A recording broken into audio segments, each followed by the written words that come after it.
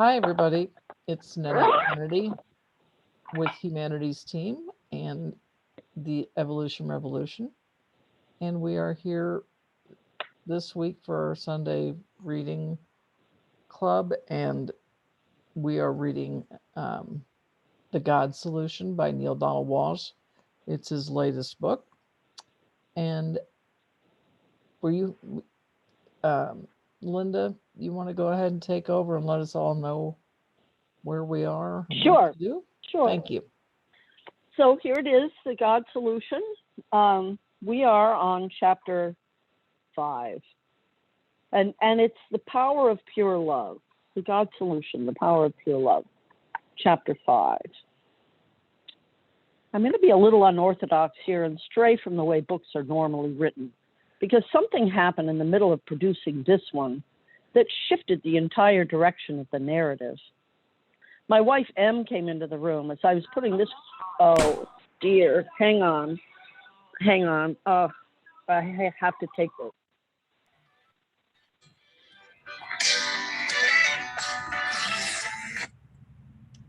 Angels Rest, this is Linda. All right, did you have a good stay?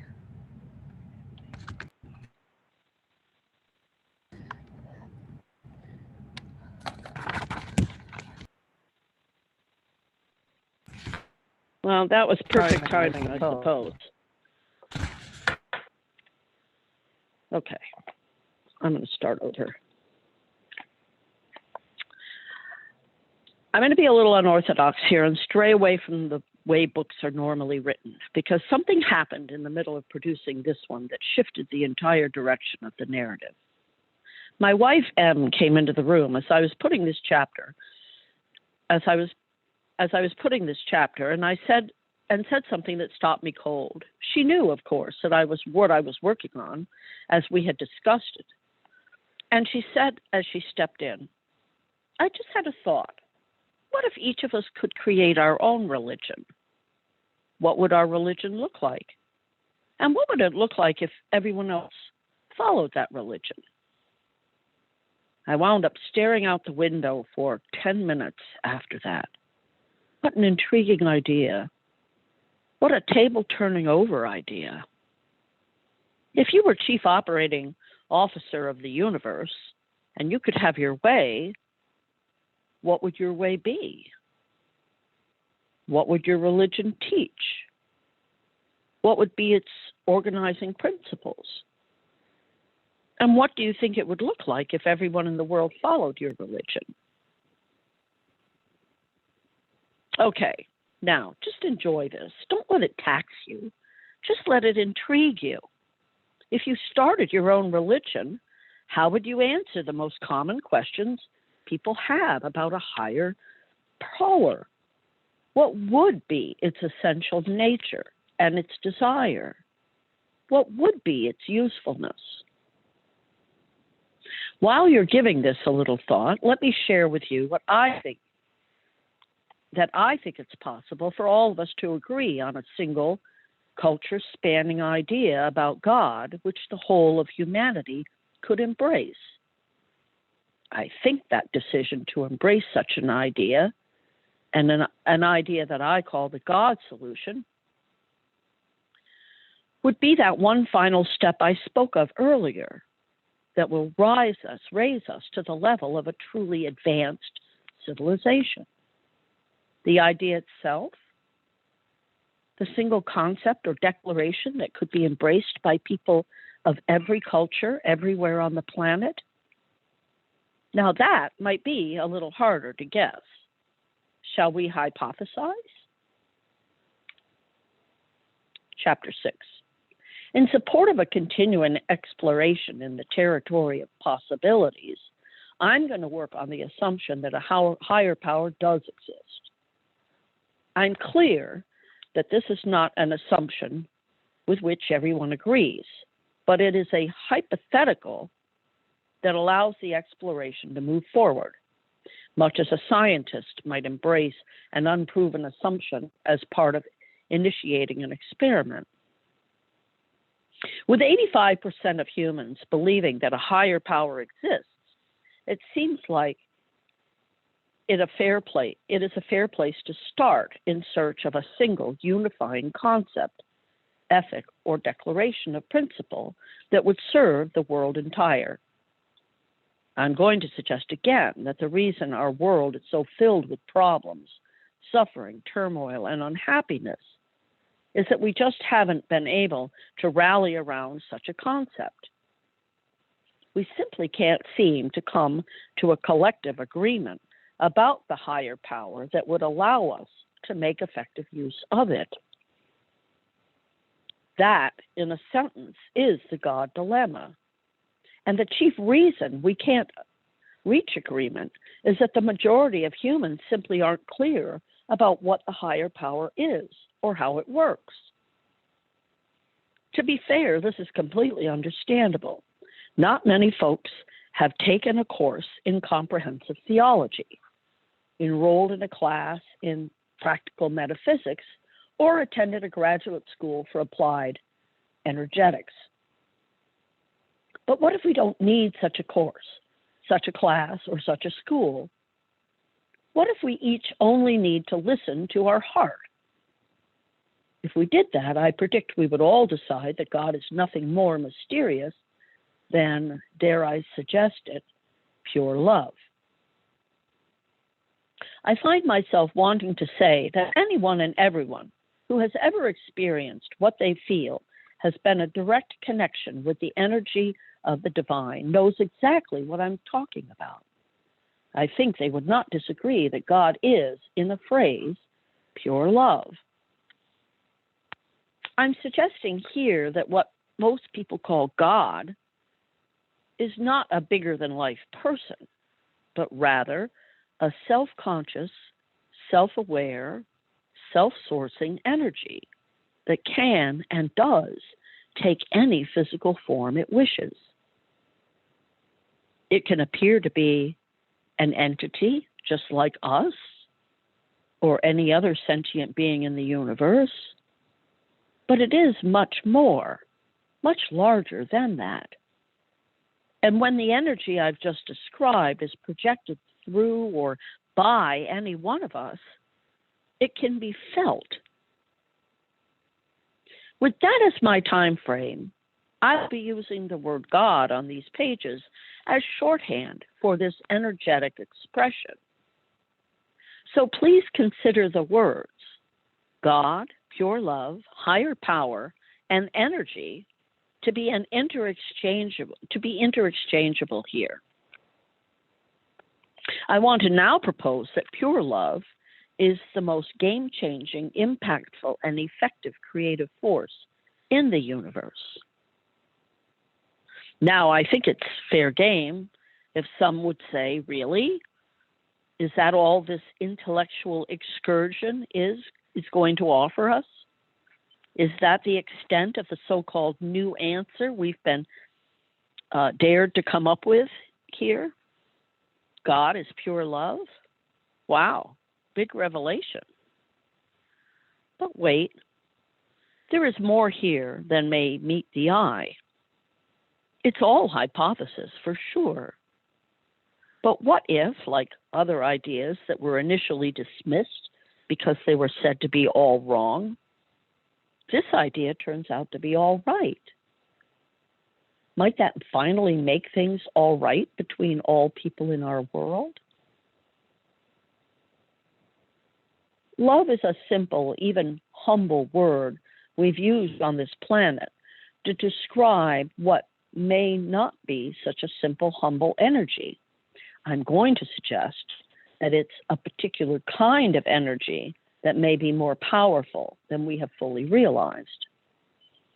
Through the centuries, the use of love has too often been seen to be too simplistic or too naive to have any real value as a creative force. It might make us feel better, but it doesn't help us create better, unless there really is more than meets the eye, more than the simple sharing or expression of gentle feelings. Unless pure love is an energy, not just a nice idea, a sweet thought, but the words that we use in human language to refer to an energetic projection with a vibration so specific, so particular, and so powerful that it impacts and affects other energy configurations in ways that can significantly alter them. Not unlike pouring warm water over an ice cube. That's the end of chapter 6. Shall I keep going, or do we want to pause to discuss?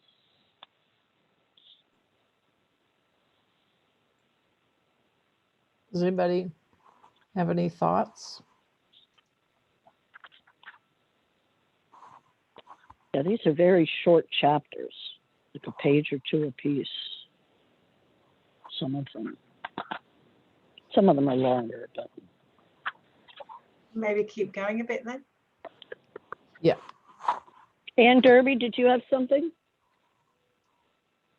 Yeah, but it can wait a while if you like. You can carry on. It's very interesting. Sorry I was late. We're Yeah, glad to you can have carry you. on and we'll. Okay. Thank you. All right.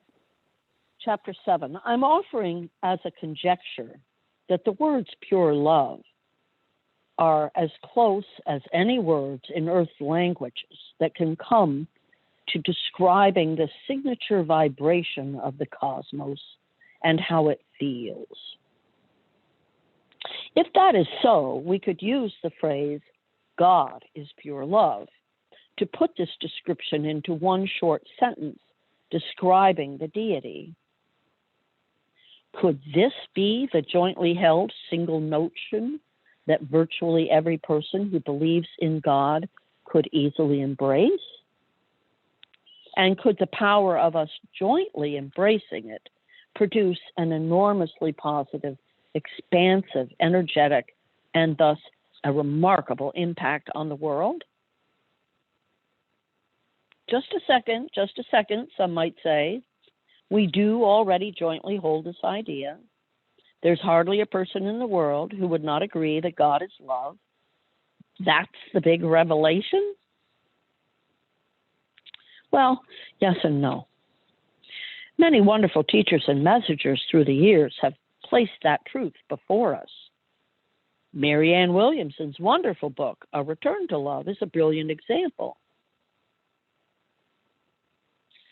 The big revelation I'm offering would be that God is pure love. I'm persisting in putting those two words together because that's a particular kind of love which wants and needs nothing in return. Now we can believe in a higher power such as this. Is this the God solution? And if we accept this idea about God, can we then use it to form a global ethic that we can apply to our day-to-day political, economic, social, and spiritual interactions on Earth? I say that we can.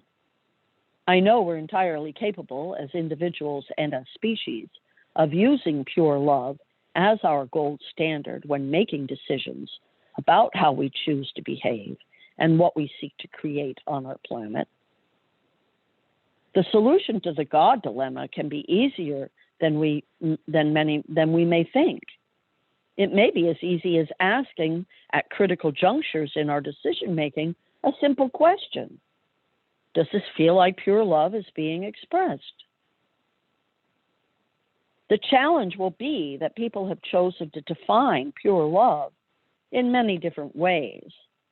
For instance, when we hear of a man being strapped into a chair and having 2,000 volts of electricity run through his body as punishment for what he has done, does it feel like pure love is being expressed?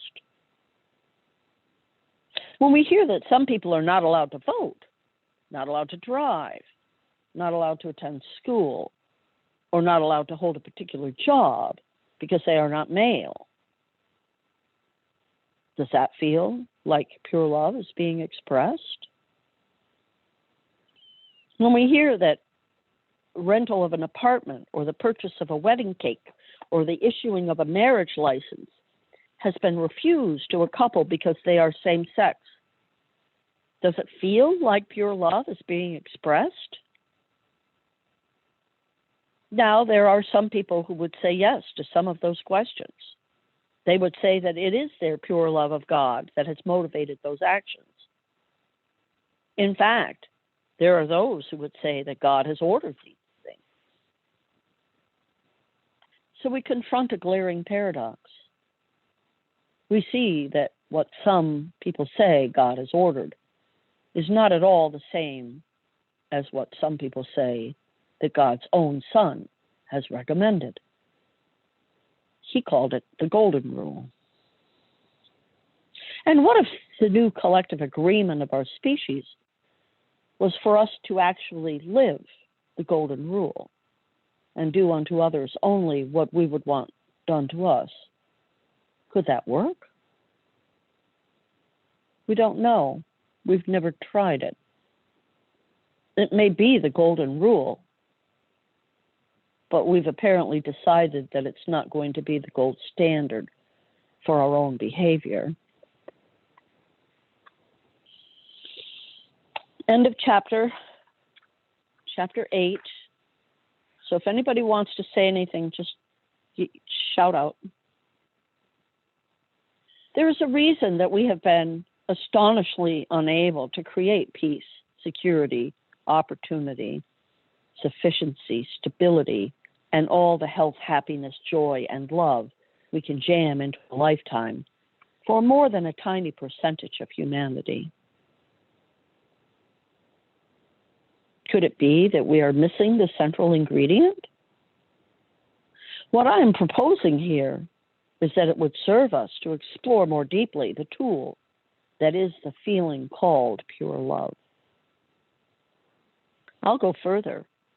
I'll suggest that we actually create a brand new definition of God. Let me highlight that because it could be easy for you to just pass over as you move through your reading here. It begs to be highlighted because was not a small suggestion, not a run-of-the-mill proposal. I believe that it is, in fact, that one step I've been talking about, which could elevate our entire civilization. And so the suggestion again, create a brand new definition of God. I'm inviting us to define God as the feeling called pure love. I realize that this is putting things into the simplest terms, but perhaps that's exactly what's needed. This could be just short of revolutionary, or at the very least, novel and far-reaching. Some people would describe God as an entity, a super-wise, incredibly powerful, ever-present entity. Some others might define the higher power as an energy that had been sourced and continues to source all that is. But most people do not usually say God is a feeling.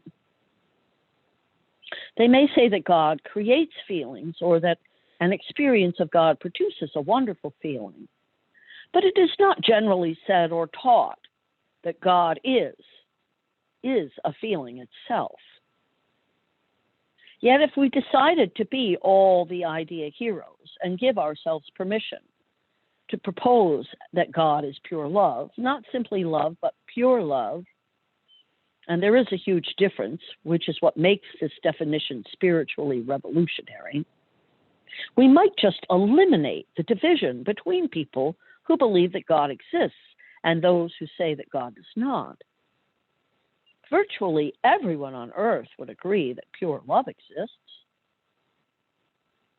Surely most mothers experience pure love for their newborn. When they cradle that baby in their arms, they love purely with no need for one single thing in return. Surely most people experience pure love if and when they find themselves at the bedside of a dying parent or spouse or child. When they hold the hand of their loved one, they have no need for one single thing in return. To move to a higher example or a lighter example, I have witnessed people experience pure love when they're petting an animal. They want and need nothing in return. Perhaps you've expressed this kind of love in your life. Perhaps you've received it from another. True, a few might say they've never experienced it, but almost everyone would acknowledge that it exists. Indeed, because they've seen it expressed by others, that many yearn to experience it themselves.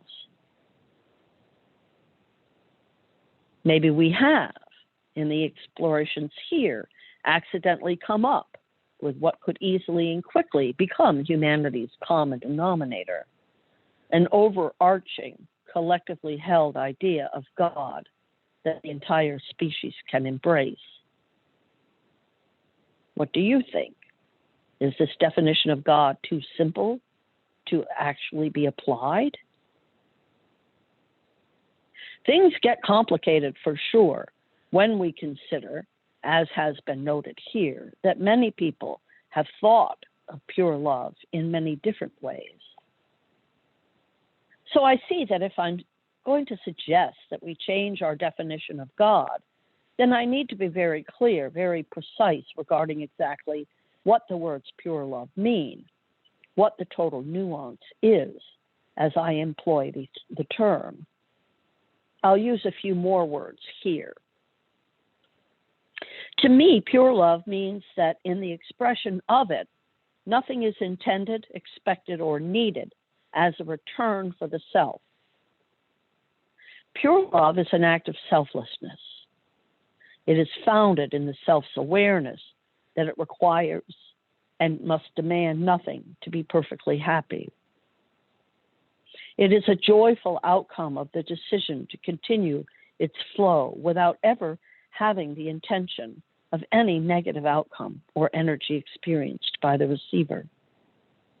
In this, it is the granting of total freedom to the recipient of this love to respond in any way they wish. The delineation here is that when you love someone for the sheer beauty of the expression, for the sheer wonder of it, for the commensurate joy of it, for the happiness it brings you to feel that energy glowing inside of you and sent out from you, then you are loving purely. If you are looking to get something back in return as your reward for sending love out, then you are not loving someone else. You are loving yourself and simply using another as a means of doing it. I now find myself wondering, if there is a God, how do you think it is that God loves? End of chapter. Okay, I would like to make a comment here that's really sticking with me. It's the comment that Neale talks about the person in the electric chair. And right. I know from even watching movies where someone is being put to death for a crime that they committed.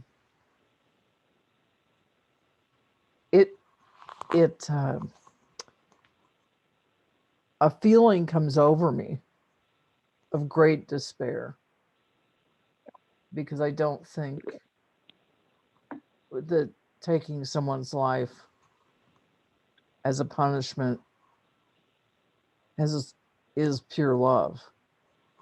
And, for the people that sit in the arena, the audience, if you will, who watch someone, getting electrocuted or, getting the needle in the arm, it's like a minus sign around love. It's like, here's this situation minus love. And then I think about me, because me personally, I'm thinking about the love of that person, those that love that person, regardless of what their crime was. And so I suppose love is still there, but I wouldn't say it would be universally there, because there are people there that raise a glass and toast and say good riddance.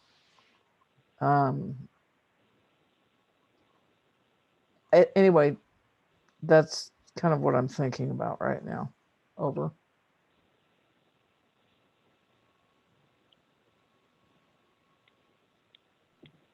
I agree with you, Nanette. That also struck me, and I was actually thinking about this recently because I went downstairs to my friend's house and we watched The Night Stalker on Netflix together.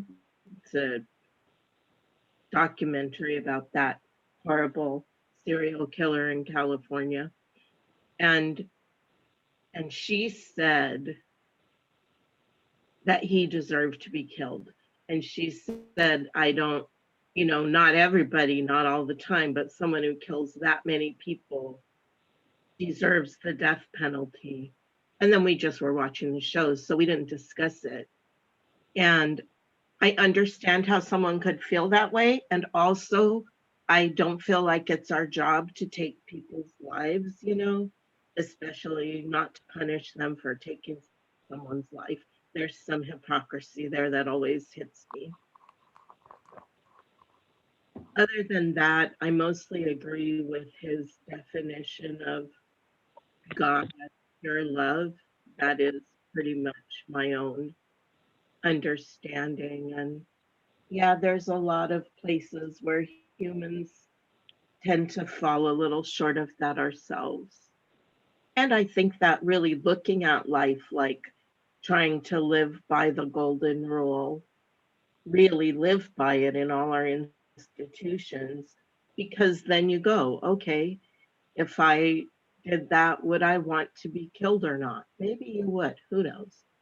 But I've been watching Criminal Minds. I haven't been watching any kind of murder things for like years now. And then I got on this Criminal Minds jag. And one of the things that's interesting is that, most of the people, it's like not everybody who's abused as a child grows up to be a murderer, but most of the people who grow up to be murderers were abused as children. It's like generally, if you look at their life, there's stuff that happened to them that we would wish hadn't. And in some people, it goes to a bad place. So if we were all living by that, treat people the way we want to be treated thing, I think we would be kinder to children, those who, and just, I think we would allow more for humans to be human, and have emotions and complicated feelings and situations. Anyway, I'll stop now. Over.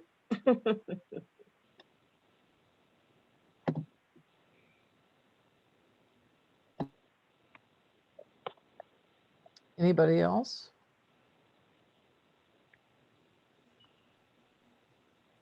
I have an understanding of what God is.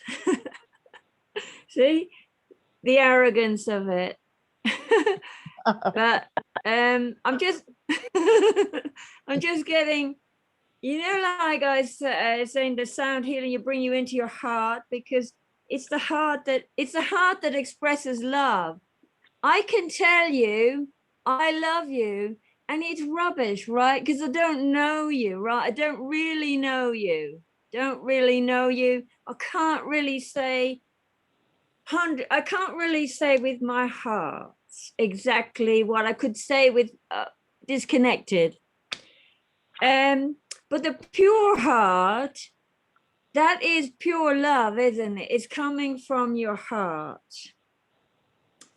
So what I understood, like from Master Ming Tong's teachings, with the wisdom healing qigong, and what I was trying to show you with the sound healing, we become embodied. If we're not embodied, we're dangerous. And going back to what Mary said, about these serial killers. You see, I can't even watch such a thing because I'm terrified. I frighten the life out of me. But what happens there is that I kind of get it on a level when things are so extreme and something breaks the connection between the mind and the body, a disconnection happens. And once the disconnection happens and it's broken, I don't know if it's fully broken, if it can be put back together, you know, like Humpty Dumpty kind of, I don't know. I don't know the answer to that. But I did understand with the teaching from Master Ming Tong was he talked about the pure consciousness, with the pure consciousness, because, you know, scientifically, we only use a very small amount of our brain. And the rest is potential, but we don't know how to use it.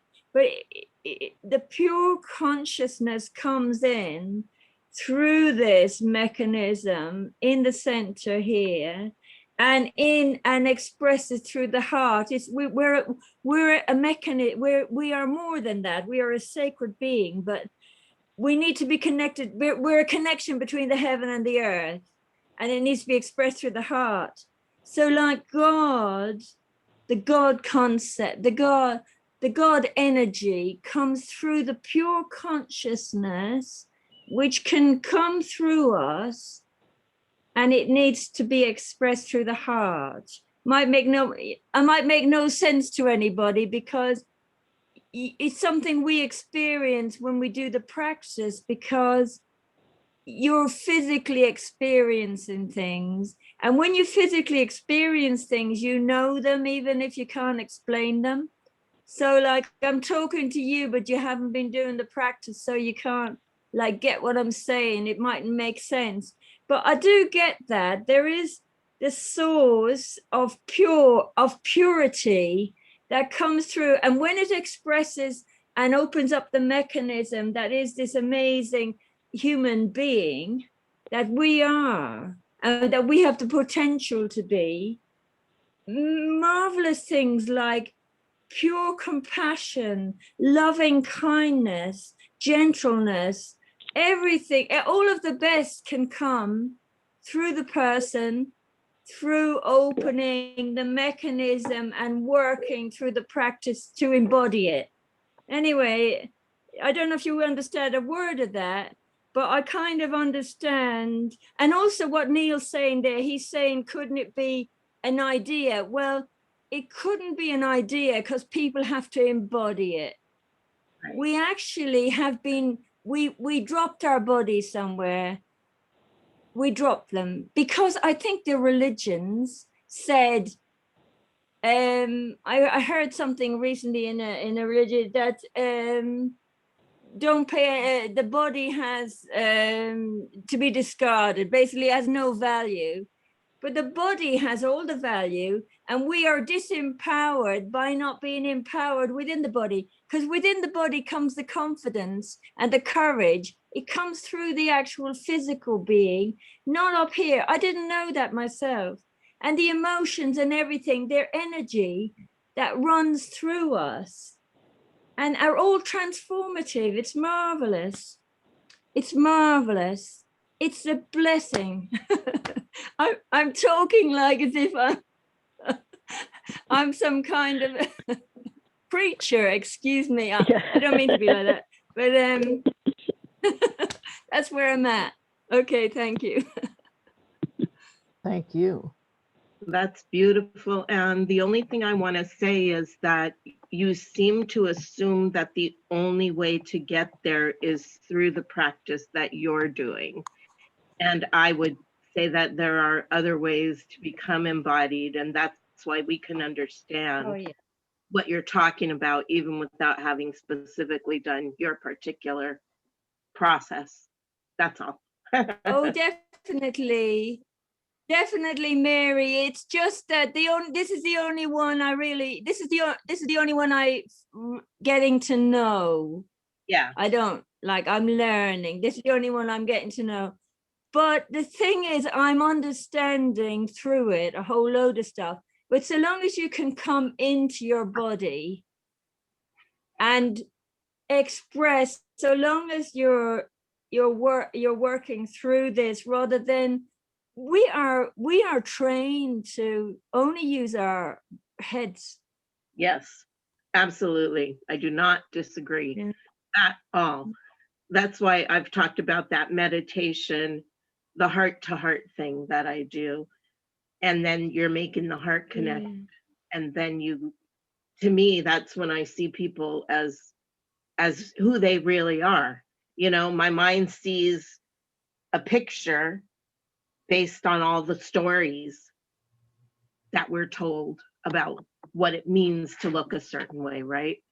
But my heart sees human to human, or human to cat or dog or whatever, you know. I did a while back, there was this book and video series thing, not series, but book and video called Big Mind, Big Heart.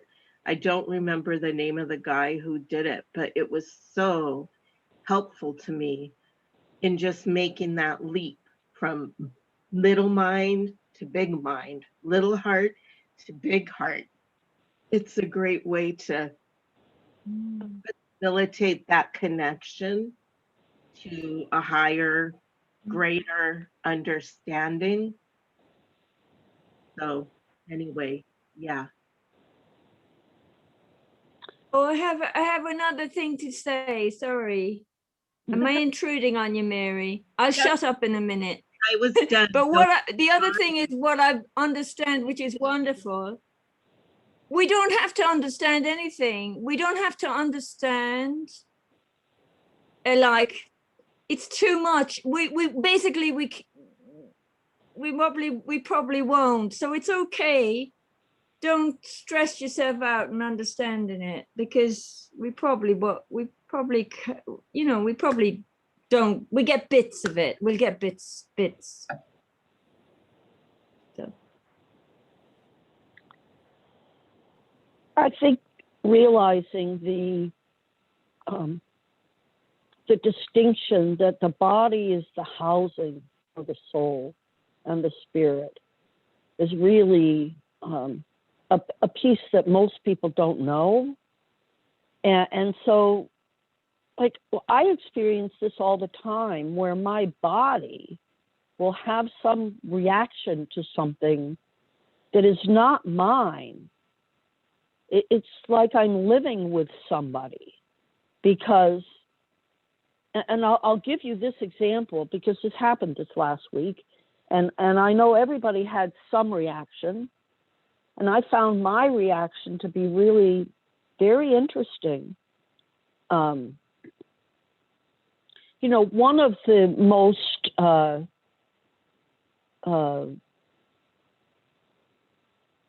judged people in society died this week, right? Rush Limbaugh is one of the most judged people there is. And he's somebody who's manifested himself in society as a disruptor, right? And so I'm driving down the road, I'm in my van, and the radio announces it. And this is why I'm sharing this, because it's a perfect example of how our housing and our cells have their own memory. And I won't say that they have their own agenda, but I haven't ruled that out, right? We are living in something that is connected physically through the cells to everything else that's here. And so I'm driving down the road and the radio announces it, and my whole body did a convulsion and my mouth went, ah. I mean, it was, and I had to pull over and just like absorb what had just happened, because none of it was None of it was in my head. None of it was in my heart. It was an actual physical response from this housing that I'm in. And I think if people don't really realize that that is going on, right? There's this wiring, and the wiring is here for certain things, and it will do certain things. And if we're not aware of it, it can trip us up, right? And so I'm a conscious being. So in that moment, when seriously, it felt like an expression of joy. And that was so non-congruent with my processing, right? With my heart processing the event. So, because the way I look at that person is, I look at him the same way I look at everybody. In one sense, we all signed up to come here. We all signed up to come here, and we all signed up to come here with a purpose and a mission. And I truly believe that that was his mission. He fulfilled his mission. He came here to do exactly what he did. Because how else are we going to see ourselves? How else would we know we have the problems that we have if we didn't have people like that acting out the way he did? And the man cheered every person who died from AIDS. He cheered when they died. He celebrated. He blew horns. He had those things that you use, on New Year's Eve. And he'd blow them and whistle and read the names and, there's another one dead. Yay! Seriously. And so he engendered a lot of hate from people. And that's always been, the sign to me that he's here for a lesson. He was here to teach us a lesson. Because if we respond to him the same way he behaved, we're no different. We're no better. We can't judge him. We don't have any place, right? So it's kind of two thoughts in one. It's the fact that the housing can have this response, and we need to be conscious of the fact that we're in this housing. And then we can choose to move into our hearts, and we can choose to be loving people, and we can choose to appreciate, right? We had this conversation in several different groups and circles, and I can't remember if we had one here last week or not. But, a lot of people mistake when you say gratitude that you're supposed to be happy about it, right? That you're supposed to like it just because you can feel gratitude for it. Well, I feel enormous gratitude to that person for them coming in, for them doing what they did, and for them choosing to leave now, right? The timing's perfect. Because how do we build a new world? We can't build a new world when we still have all these people here spewing hate. But you don't know you need a new world until you have people spewing hate, right? So his life and his passing is an opportunity for all of us to check in with ourselves and find a way to process that moves us into love and doesn't, there's so many people I see that are like, oh, I want to piss on his grave. The best one was, I want to piss out on his grave after eating asparagus. Now that, to me, that was funny. But the idea of it's appropriate to piss on his grave is not funny, right? It's a sign that we need, each of us, to look within. I think I'm done. Thank you.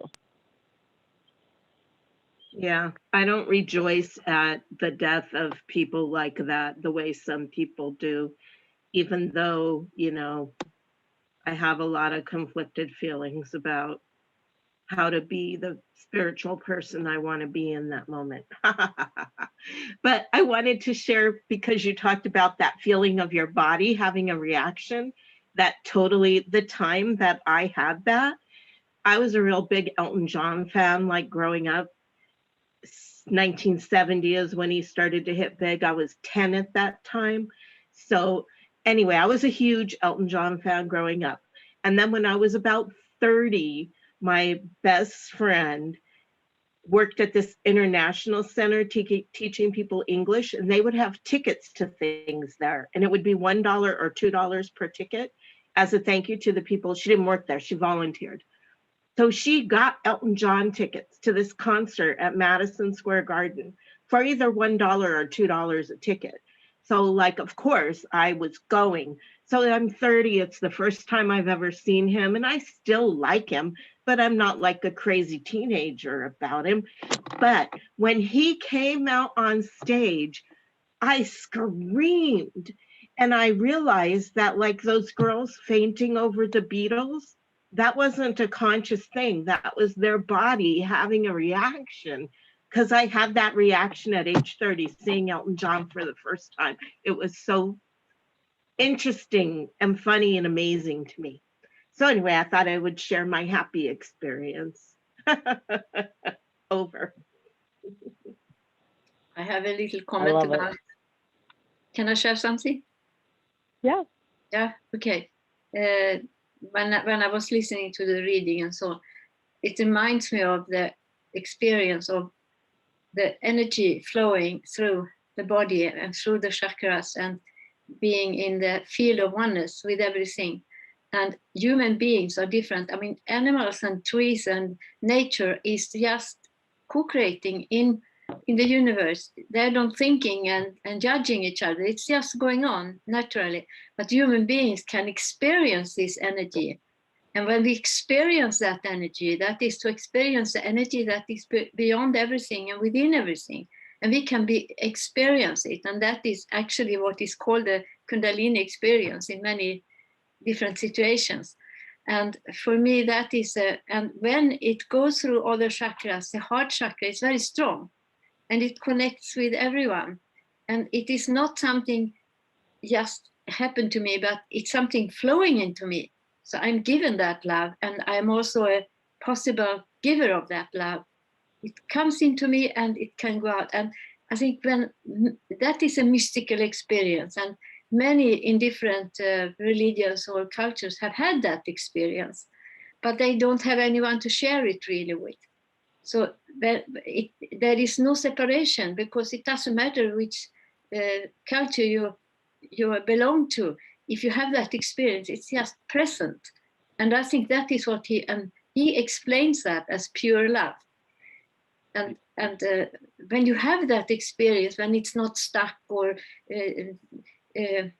going somewhere and manifesting, oh, I'm the perfect one, I'm the one that should save the planet or whatever, but you are just part of this energy field, then there is so much love inside to everything. It doesn't matter who has even enemies or people, because they, as Jesus said, forgive them, they don't know what they are doing. If you don't have this experience completely, it's not possible to experience it and to understand it. And we can judge people, but be there and give that energy is the best support we can give. That's what I have been given guidance from inside. That is my, especially now in this age. And now today, 61 years ago was the last day I saw my father in life, because he died the day after. He was only 45, I was 14. And I mean, I had to experience that, but I came into this state of oneness inside because no one talked to me about it, and it just happened. And that was the same when my daughter died, which is now, it was 2003. So it's soon in May, it is quite many years ago. But that was also take me into this love instead of disappointment. I don't know. So I think we all are potential experiences. experiencers of that energy love, or that it's very good to call it pure love, because there is no judge, there is no demand, there is no, oh, it's just me. It's nothing, like no ego, nothing. It's just an experience, and it is united with cosmos and the nature and everything. So yeah, that was just what came. I just wanted to share my experience of this. Thank you. Thank you. I got to tell you, this is probably one of the best discussions we've had in quite a while. And I'm going to give Shabana a couple minutes here in just a minute. But Mary, I don't want you to feel alone. I watch Criminal Minds. And I feel the compassion that the actors portray for what they're doing as their job. And they're very loving people. Oh, yeah, definitely. They show such compassion towards the individuals. And I know that part of why I like to watch it is the psychological aspect of it. You know, I'm always interested in humans being human in all sorts of weird ways. So, but yeah, it's really interesting.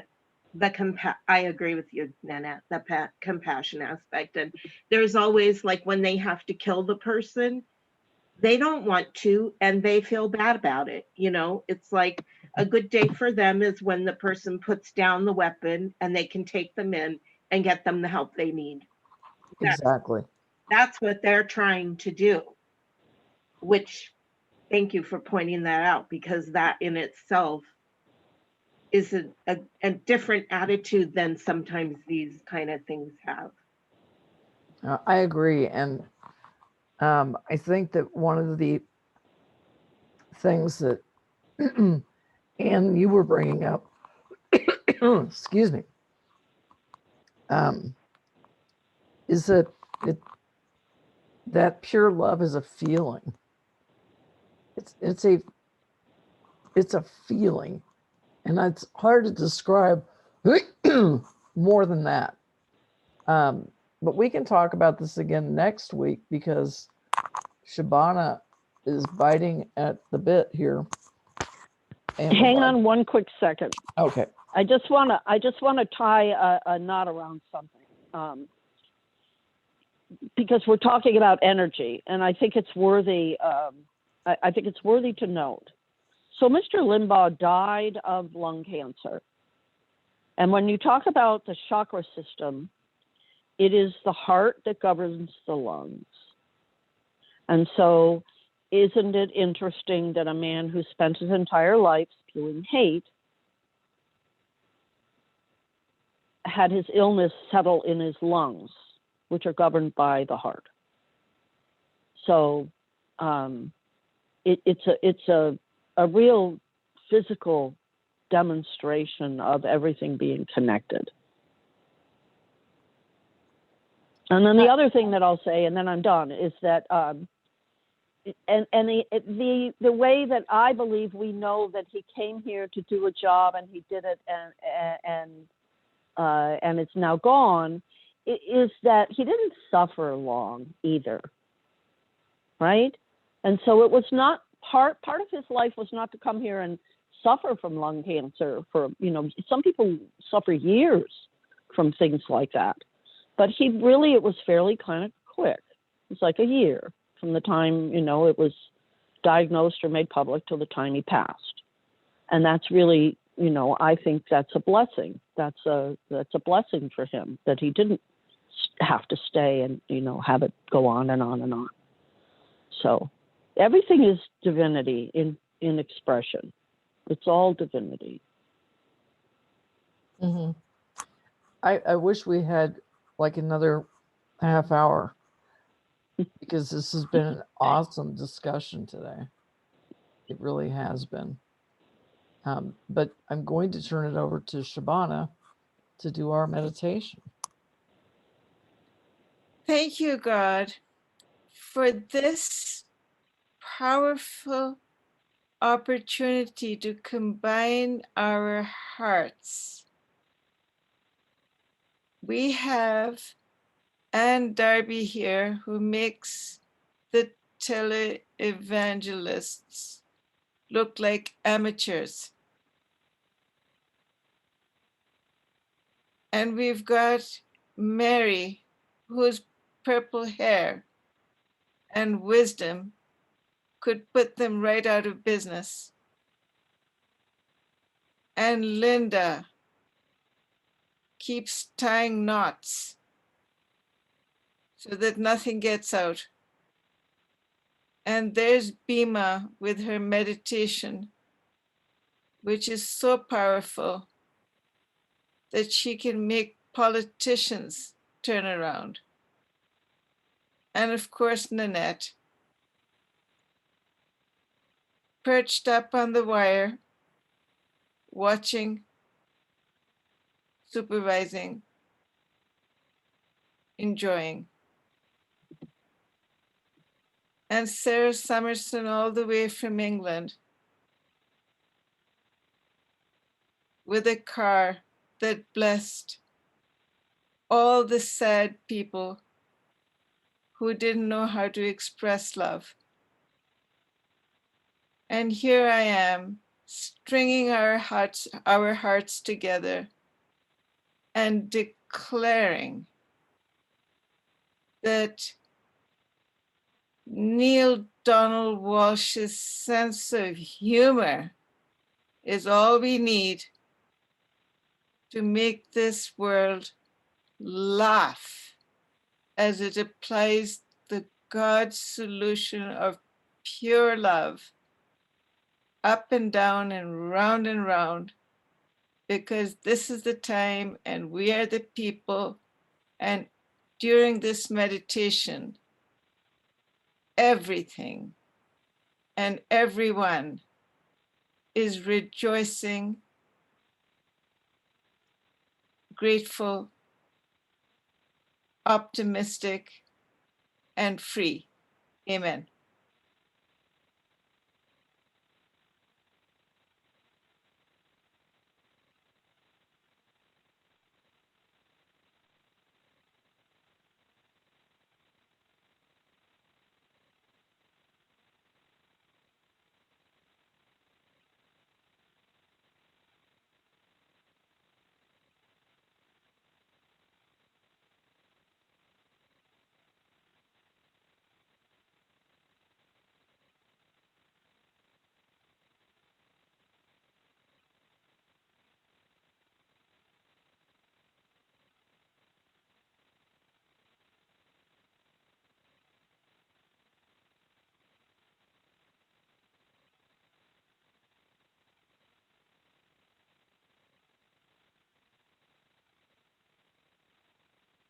Well, folks.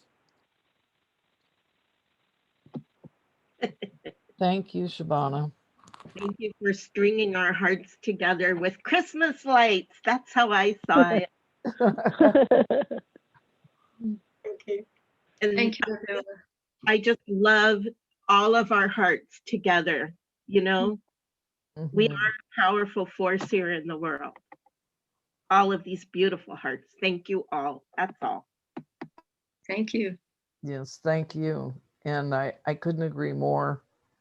And I say it probably close to once a week that I'm so glad that we have met and we have come together and we dare to go naked in front of one another, and we just, you know, we let our hearts come out, and it's very enjoyable. And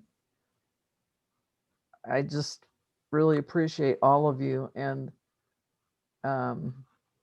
Linda, as usual, we appreciate you reading.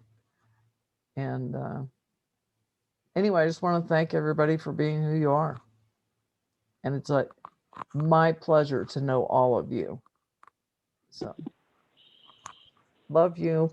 Our pleasure to know Love you you. all. Thank you. Thank you. All And I right. do love you all, really. I love you Thank too. you so much. Okay. All right. We'll see each other next week. Bye. Bye. Bye. Mhm.